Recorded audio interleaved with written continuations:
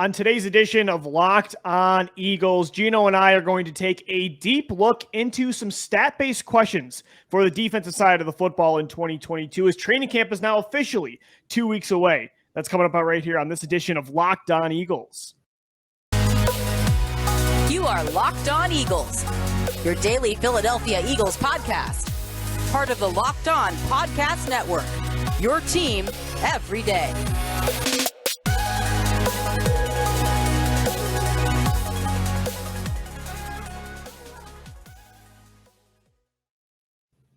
We thank you so much for making Locked On Eagles your first listen each and every day. Welcome in, Eagles fans, to a Tuesday edition of the show. I'm Louie DiBiase, joined as always by my co-host Gino Camilleri. We're available Monday through Friday, free and available on all podcast platforms and on YouTube as well in video form. Always Talking Birds on Twitter as well at Locked On Birds, at DiBiase LOE, and at GC24_football. Gino, welcome to the show, brother. 2 weeks away from training camp. We are right around the corner, July 26th of the NovaCare Complex. We really get to start watching the Eagles on the field. And I love, even since I was a kid, man, nerding out, just checking out Twitter and seeing what the beat reporters are talking about and following along. It's really the start of football season for me. So can't wait to get it going. I miss when it was at Lehigh Valley for sure. You know, now it's at the NovaCare in downtown Philly, right next to the link. But nonetheless, training camp is always a favorite of mine in the summer. It's the first step to what is the grandeur and great entry of the NFL onto everybody's schedule. It becomes a weekly religion here in America and across the entire world. And it starts with training camp. I can't say how many times growing up in Western New York with the Buffalo Bills holding their training camp right in Rochester, where I grew up, where I would go there and get signed programs from the 89th man on the roster that you'll never hear from again. But just to see the guys out there, hear the collision of the helmets, seeing the quarterback hit the dime and hearing the reaction from the crowd, especially in the open practices at Lincoln Financial Field, which I think are one of the coolest features that the Eagles There's going to be one have to August offer. 8th. It looks like there's going to be one open practices here at the link. So we're going to get one again. It's the closest thing you'll get to game time action. Say, if I were to attend any off-season event, I would pick the preseason game, in my opinion. Yes, I do love to watch preseason games, but those open practices, there's just that field vibe before the season gets going. The players interact with the fans, and it's just a chance for the people in Philadelphia to really look at and see for the first time in the walls of Lincoln Financial Field what this unit is going to be in 2022. And it looks very different, but it has a lot of the same optimism, a lot of the same expectations as some of the best teams, Gino, we've seen in Midnight Green, and also some other teams that, you know, didn't meet the expectations, but they had them in the offseason. And what we're going to get into today, we're really going to take a first look at the defensive side of the football. I want to get into some stat-based questions with you about the pass rush, the linebackers, and the secondary. But before we do get into that, you know, Gino, this team, it does have a lot of the same feelings, expectations-wise, as some previous seasons, but the team looks very different when you contextualize like the actual core. And so I actually wrote an article today for Fox 43 that you can check out at fox43.com that had to do with two of the core pieces of some of those other teams that are still with the Eagles defense right now, in Brandon Graham and Fletcher Cox specifically. And what I really like about this football team and why I think they're going to succeed like some of those past teams like 2017, 2018, and 2019, you know, finding a way to make the playoffs, is because I think this is going to be a tight-knit locker room. The chemistry, you can see it with all the young players, right? Jalen Hurts, A.J. Brown, Devontae Smith, these Friday Night Light types of pictures on Twitter where they're working out in the pouring rain, and A.J. Brown's DMing guys to let him buy a Jalen Hurts season hat. You know, they're super tight on both sides of the football, and it's good to see the young core really establishing that early on and being leaders. But, you know, I also love how the old core is buying into the new ways, right? Because sometimes in sports that really doesn't happen, and I'm really talking about Fletcher Cox and Brandon Graham specifically. Because, you know, I think Father Time in sports is undefeated, right? It's inevitable, the cycle of life as a professional athlete. When you get, especially in football, when you hit 31, 32 at a lot of positions, you're seen as kind of in the twilight of your career. And a lot of athletes don't accept that. They don't accept new roles as maybe backups and role players, especially when they see their team draft their replacements, right?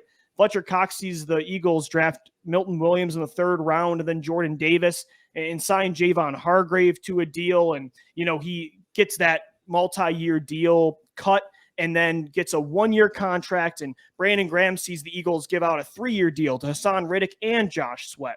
And yet both of these guys are totally embracing the roles they have. It's not like they're going to be on the bench. They're going to play big roles on the field still, but they're still 2 of the biggest vocal leaders in this locker room. You're hearing Cox talk about embracing being a mentor to Jordan Davis, and Brandon Graham saying he wants to finish his career in Philly, whatever role that will be.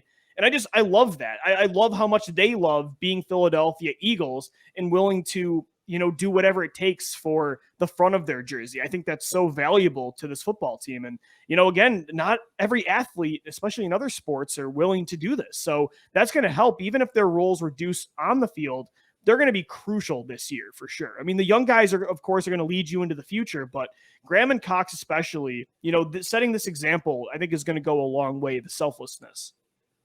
And to start with Fletcher Cox, he talked about, and I believe it was the same interview that he said he will be willing and wants to take on that mentor role, was how imperative it was to have Mike Patterson there for him when he was a young Others player. Did that for him, for both of them, for sure. And I would say the media has favored a player like Brandon Graham over a guy like Fletcher Cox. Like, does Cox want the next big deal? Did he want that second contract extension? That is an interesting point. And it might have to do with just personality, Gino, right? I think Cox did some run-ins with some guys, whereas you see Brandon Graham and Derek Gunn are like best friends. I did notice that too, yeah.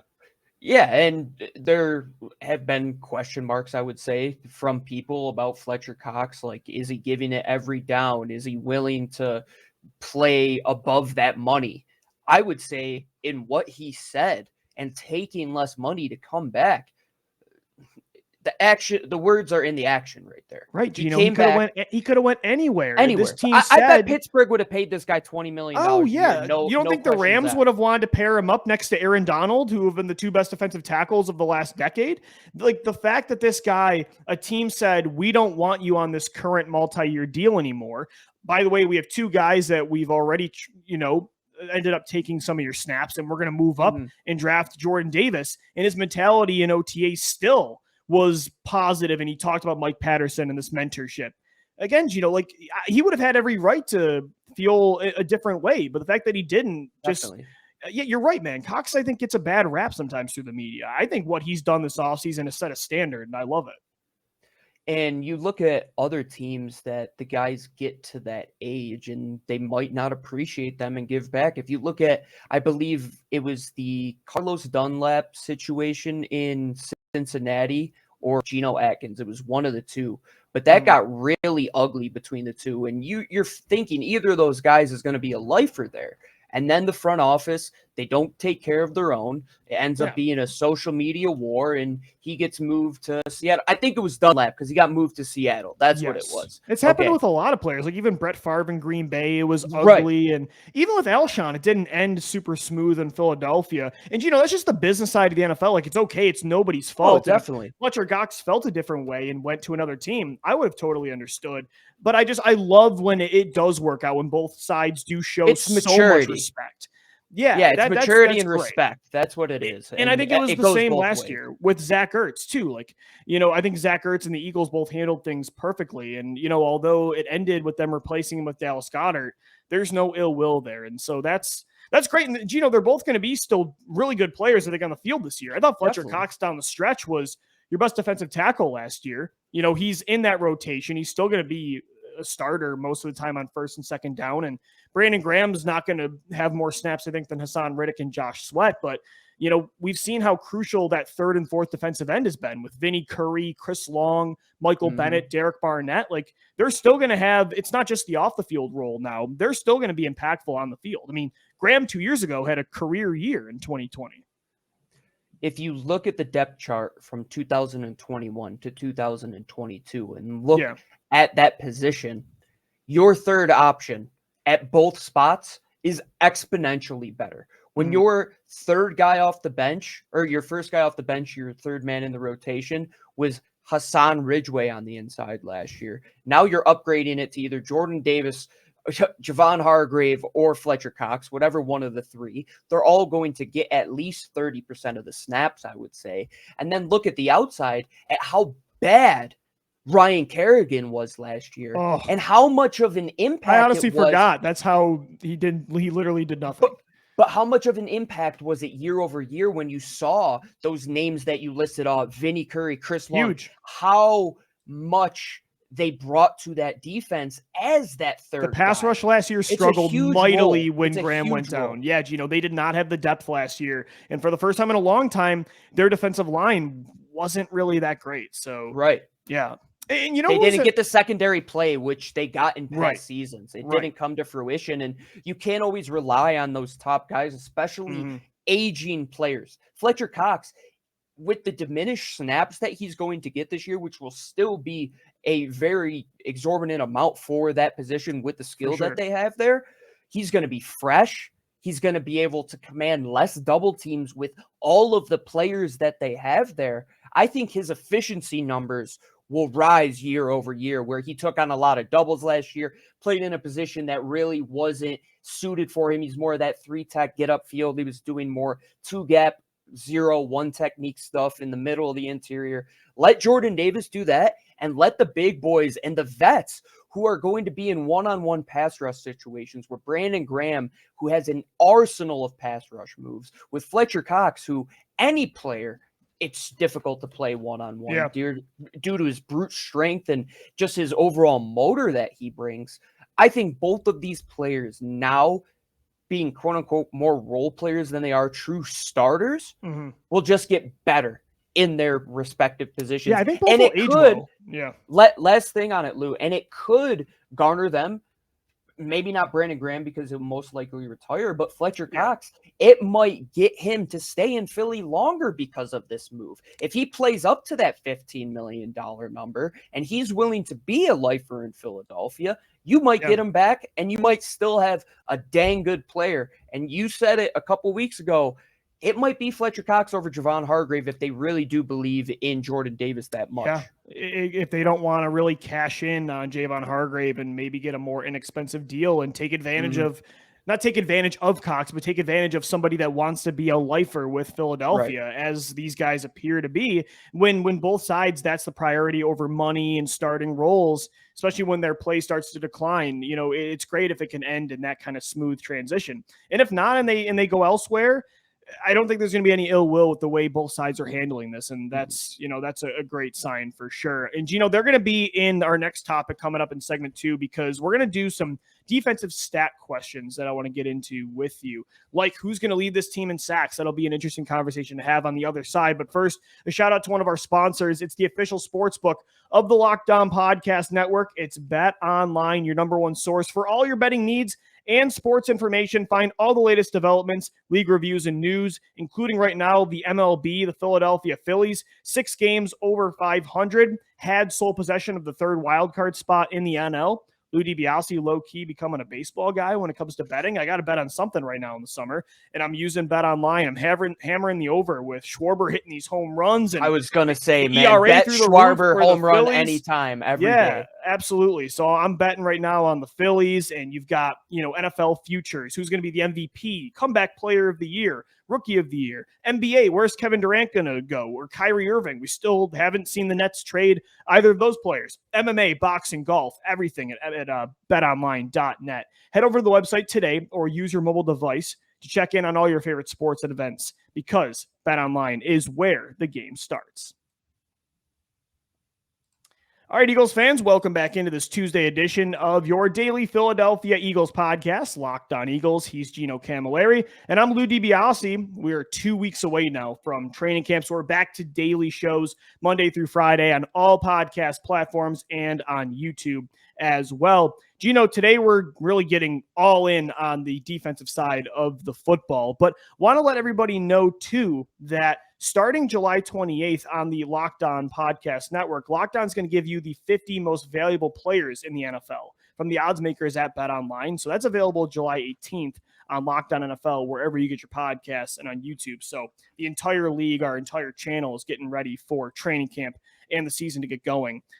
Again, we're going to do defense today. Tomorrow, I want to get into some stat-based questions on the offensive side of the football. But, we were just talking about Brandon Graham and Fletcher Cox and their new roles this year, both on and off the field as, role players. They were really the heartbeat of this defensive line for 5, 6, 7 years. And it's going to be different this year because this defensive line, they added Haason Reddick. Josh Sweat has a new contract. Jordan Davis as a rookie. Year 2, Milton Williams, I think, is going to take a big step. Javon Hargrave's coming off a career year. This might be, if not the deepest defensive line in the NFL, it's certainly top 3.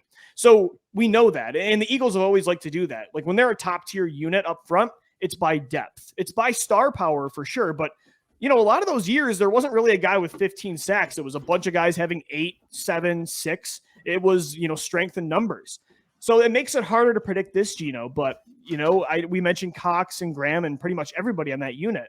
Right now, if you had to put your money down and bet online, like who finishes with the most sacks for the Eagles in 2022? Before I answer that question, one player we have not mentioned, I think, on this show in the past couple months, who is a Camilleri, my guy, that I believe is going to have a big step into 2022. Tyron Jackson. That's a good point. Yeah, we really have not mentioned him much.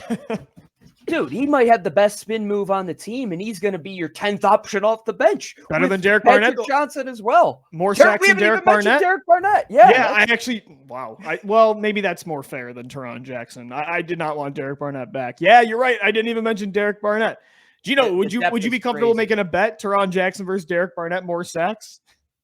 If somebody offered it to you? He'll have less penalties than Derek Barnett. That's a good point. Yeah. Does Derek Barnett have more sacks and that'd be a good bet. Does Derek Barnett have more sacks or penalties, personal fouls this year? For sure. That's a great bet. But if I had to answer that question, Lou, I would say Haason Reddick. I just believe his role and the reason he was brought here was to be a mercenary. And what his role as a mercenary is going to be, that guy that is wearing the green dot on the back of his helmet, you find a way to him one way or another. And you know how you're going to do it? You're going to do it with speed. You're going to do it with explosion. You're going to do it with speed to power. You saw him blow Jordan Mailata up on the right side of the ball last season when they played Carolina. He has a very big tool set that he can deploy off of the edge. And the thing with him is he's a versatile player where Brandon Graham, Derek Barnett, Tyron Jackson, they're going to be more 4, 5, 6 techs where they're sitting right around where the tackle is.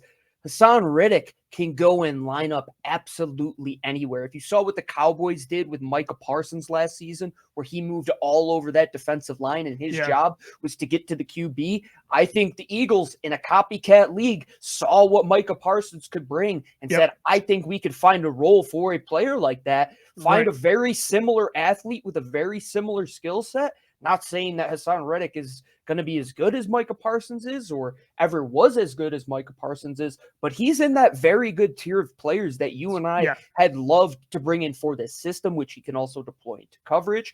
But ultimately, he's going to get to the QB, and it's going to come in numbers of pressure. It's going to come in how far he gets into the pocket, and it's ultimately going to come in sacks. And I wouldn't be shocked if he's the first double-digit sack getter in Philadelphia in the last couple seasons. Yeah, since 2018 with Fletcher Cox. I agree, and I like what you said about his versatility because that's going to keep him on the field versus these other players. Everybody's in a deep rotation right now up front, so nobody's going to play 100% of the snaps or even really close. No. But as you said, Reddick, you can deploy him in so many different ways. That every down, he could be out on the field. Yeah, and I think he is the best just pure pass rusher right now when it comes to tools and just physical gifts with his speed off the edge. I mean, 11 sacks for the Panthers last year, 12.5 with the Cardinals the year before, among the most sacks of any edge rusher over the last 2 seasons. So the production's there. Like Brandon Graham has been one of the most efficient pass rushers over the last 5 years, but with a lot of these guys, it hasn't resulted in, finishes with sacks like it has with Reddick. So I do agree with you,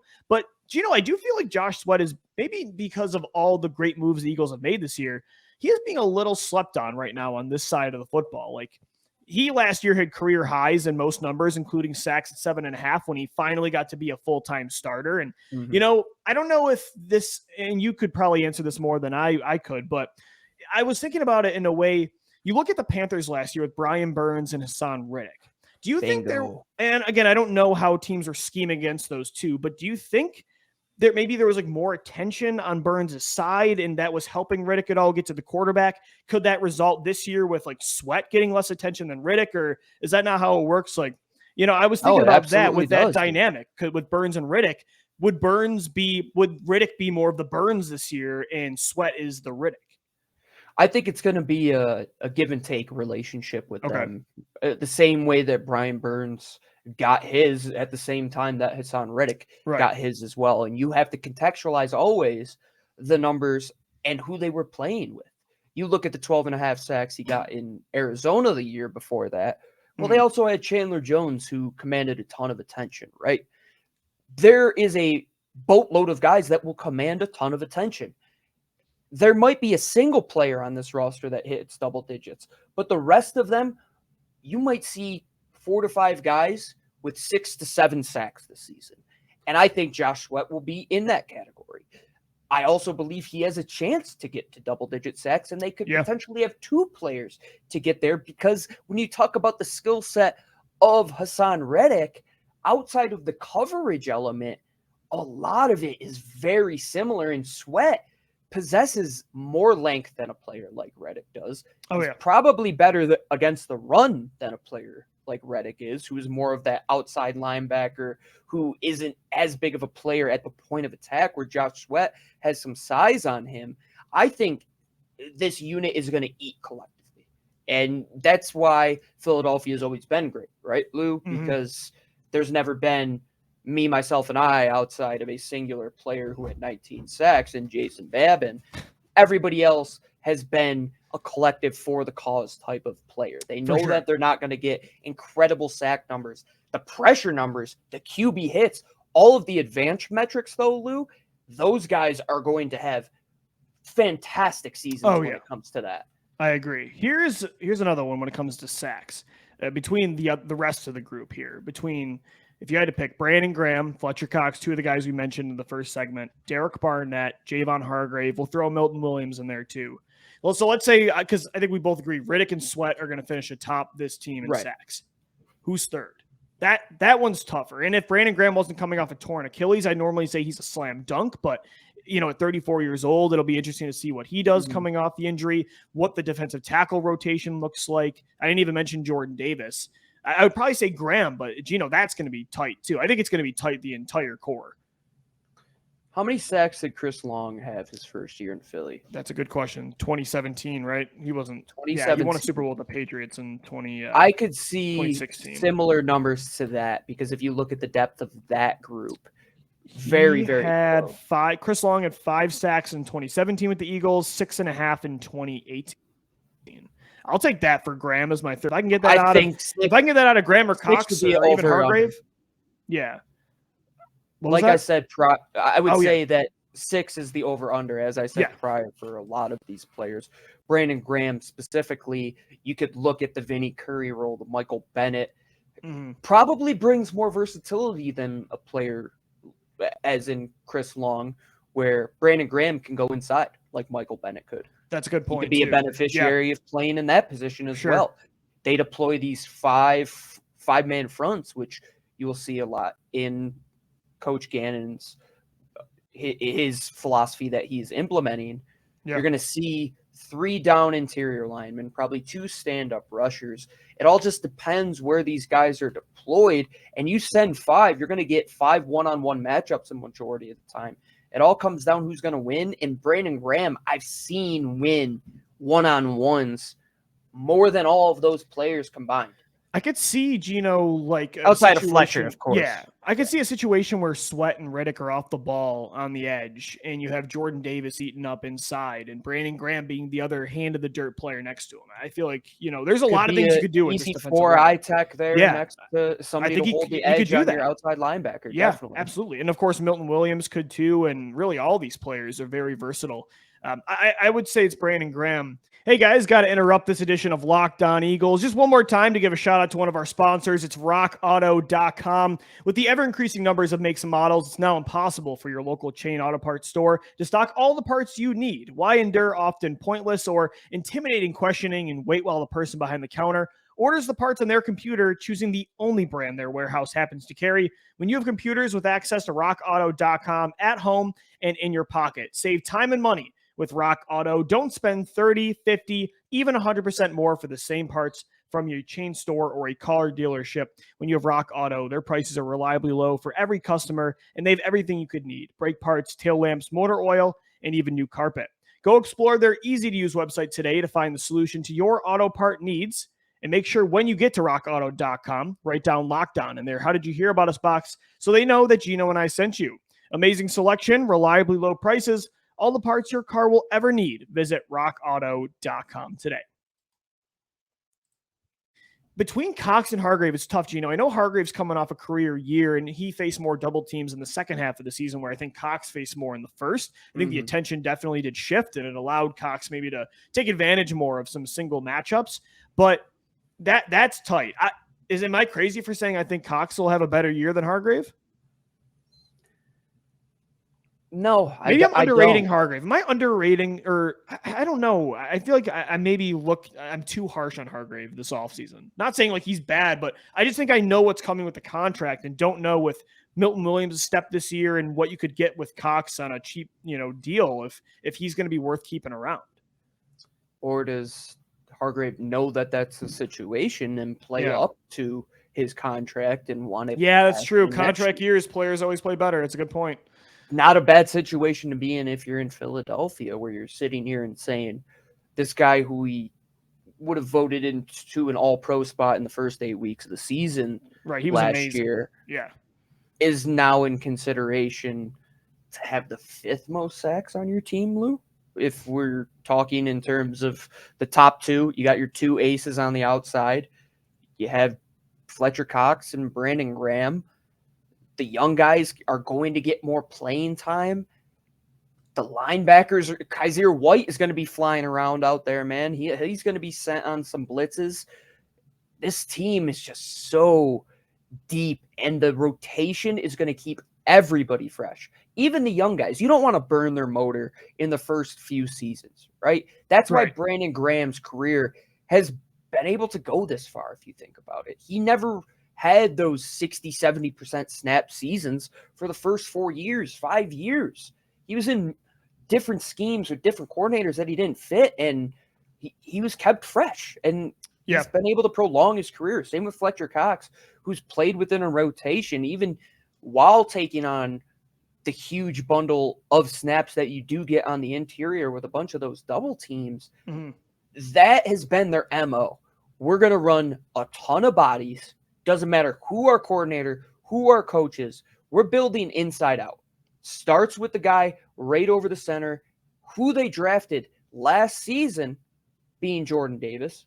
Last season, I feel like that's a decade ago when the draft happened. But this season in Jordan Davis, and now you have these big 3 techs that are going to be able to go back to their natural position, as well as this variety of pass rushers, because not just do you have explosion and speed with Josh Sweat and Haason Reddick, you have brute force and power and will and just an overall pass rush arsenal, and Brandon Graham and Derek Barnett's going to be your 5th guy potentially behind Tyron Jackson if Tyron takes that step, and Patrick Johnson, who we haven't mentioned. And Kyron Johnson, right, too, the 7th round pick from Kansas. Yeah, Tyron Johnson as well, Johnson, man. They're 15 deep on this line. It doesn't make any sense. And you got to put in the linebackers, too. I mean, they're going to blitz more as they did last year compared to Jim Schwartz with linebackers.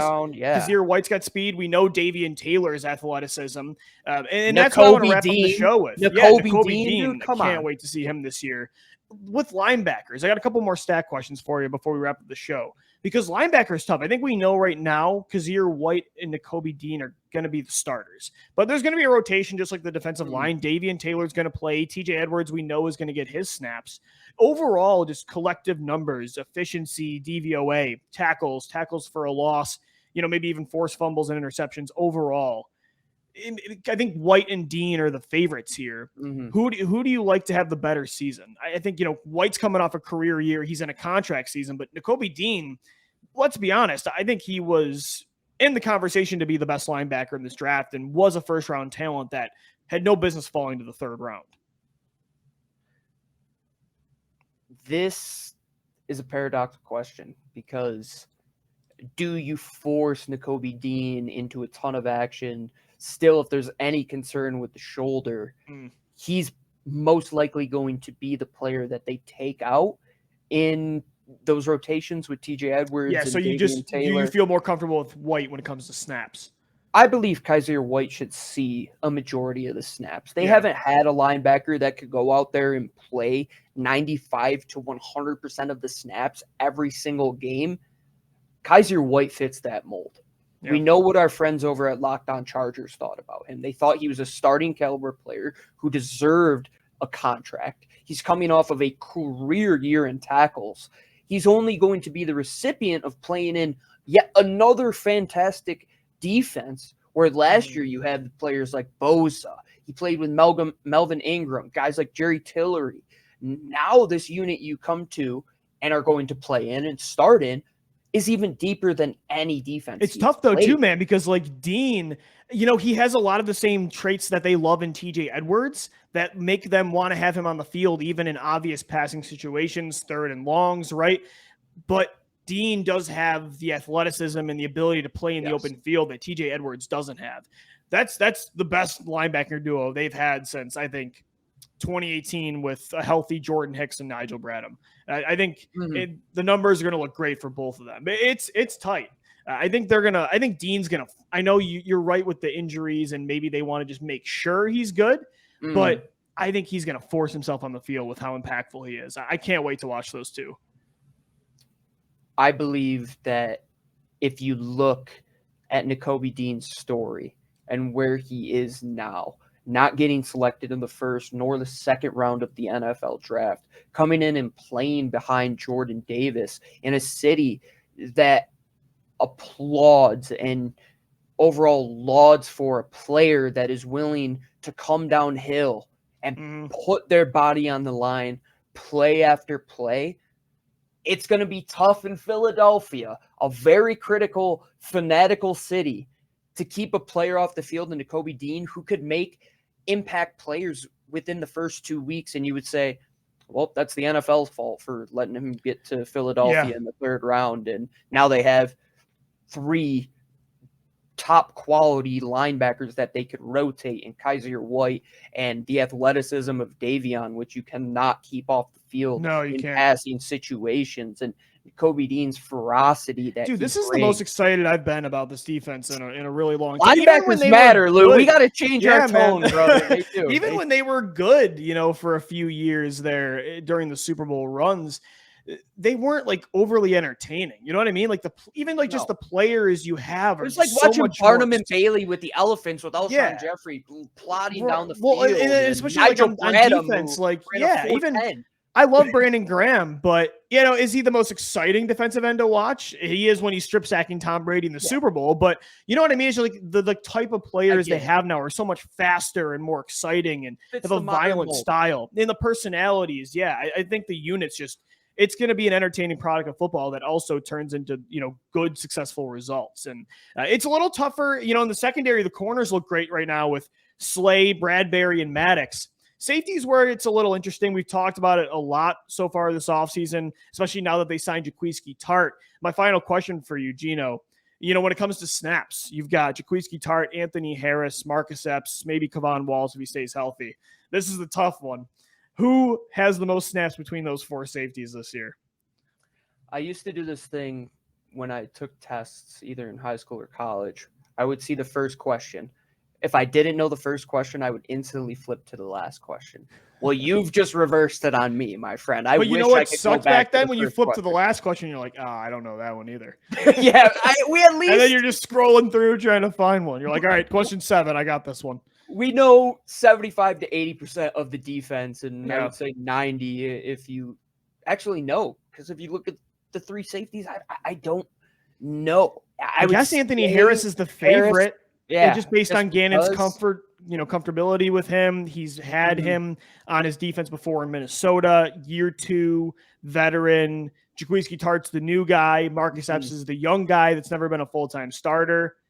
But, Gino, I honestly think Tart and Epps might be just a better player on the field this year. I don't know. I think Harris definitely got better in the second half of the season, but he was just such a non-factor. I think the impact plays last year were McLeod and Epps most of the time. And if I had to choose two, I would probably say Epps and Tart. Marcus Epps might end up being the best safety on this team this year, which is sad for you because you love safeties, but that might be I don't know. Sad. I think I would get the best odds with Marcus Epps. I would take Epps with most snaps just based on the odds. It's not sad. I look at it as a success in player development and player scouting and finding a player. Well, and he was public enemy number 1 in 2019 when he's getting mossed by DK Metcalf in a playoff game.